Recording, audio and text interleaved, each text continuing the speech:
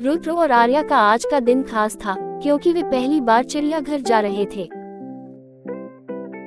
जैसे ही उन्होंने चिड़ियाघर के बड़े दरवाजे पार किए, दोनों की आंखें खुशी और आश्चर्य से चमक उठी।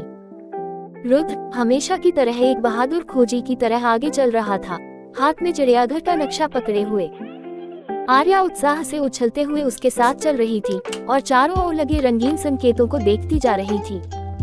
वो हर जगह की ओर इशारा कर रही थी जहाँ तरह तरह के जानवरों के चित्र बने थे। चलो सबसे पहले शेरों के पास चलते हैं, रुद्र ने नक्शे को देखते हुए जोश भरे स्वर में कहा।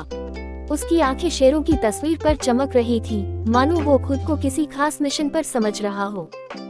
आर्या ने भी अपनी हामी भरी और दोनों तेजी से शेरों के बाड़े की ओर चल पड़े। वहां पहुंचकर उन्होंने देखा कि बड़े बड़े शेर धूप में आराम से लेटे हुए थे। उनकी चमचमाती सुनहरी फर और विशाल शरीर को देख आर्या ने थोड़ी घबराहट महसूस की, लेकिन रुद्र के चेहरे पर आत्मविश्वास था। उसने बाड़े के किनारे खड़े होकर कहा, अगर मैं शेरों के पास जाऊं तो वे मुझे अपना दोस्त मान लेंगे। मुझे लगता है मैं उनका ट्रेनर बन सकता हूं। आर्या ने उसकी तरफ हंसते हुए देखा, लेकिन उसकी आंखों में भी एक चमक थी। उसने सोचा कि रुद्र के साथ कोई भी चीज असंभव नहीं थी। शेरों के बाद वे बंदरों के बाड़े की ओर बढ़े। जैसे ही वे वहां पहुंचे, एक शरारती बंदर पेड़ से झूलकर दूसरी शाखा पर जा बैठा। आर्या जोर से हंसी और रुद्र भी मुस्कुराया, लेकिन उसकी नजरें बंदर की तेज तर्रार हरकतों पर थीं। उसे लगा जैसे वह खुद बंदर बनकर पेड़ पर चढ़ रहा हो। दोनों ने वहां कुछ देर बिताई, बंदरों की शरारतें देखते हुए और खूब मजे किए। इसके बाद वे हाथियों के बाड़े में पहुंचे। वहां एक विशालकाय हाथी खड़ा था जो अपनी सूंड से पानी खेल रहा था। आर्या की आंखें खुशी से चमक उठी। चलो इसका नाम रखते हैं, उसने उत्साह से कहा। रुद्र ने सोचा और फिर बड़े हाथी की ओर इशारा करते हुए कहा, इसका नाम बोबो रखते हैं।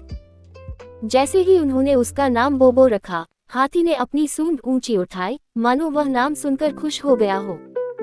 रुद्र और आर्या दोनों खिलखिलाकर हंस पड़े और बोबो को देखने लगे, जो अब भी अपनी सूंड से पानी फेंक रहा था।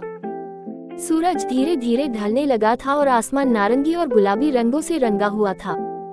चिड़ियाघर के आखिरी हिस्से में वे फ्लेमिंगो के बाड़े के पास पहुंचे। वहां की शांति और सुंदरता ने दोनों को कुछ पल के लिए चुप कर दिया।